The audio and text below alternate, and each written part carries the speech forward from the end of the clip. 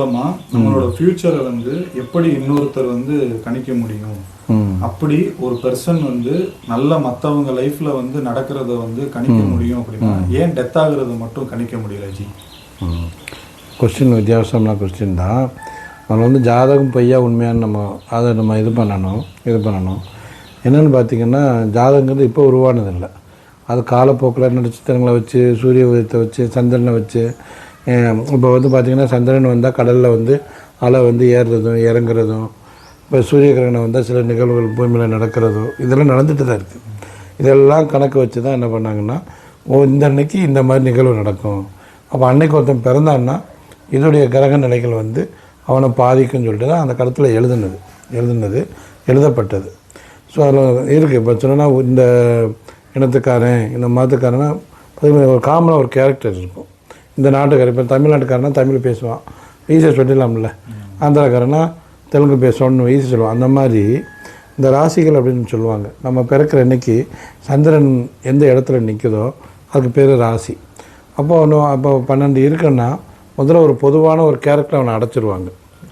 அதெல்லாம் வந்து மாற்றங்கள் இல்லை. இப்போ அவன் பகலில் பிறக்கிறான், அன்றைக்கி இப்போ சூரியன் உதயமாயிடுச்சு, ரொம்ப வெப்பத்தில் அவன் பிறக்கிறான். அவன் பிறக்கிறப்போ அந்த வைப்ரேஷன் என்னவாகும், சூரியனுடைய வைப்ரேஷன் அந்த உடம்புக்குள்ளே போய் அவனுடைய மணிபூர சக்கரத்தை பாதிக்கும், லிவரை பாதிக்கும், எல்லாம் போய் அது போய் உட்காந்துரும்.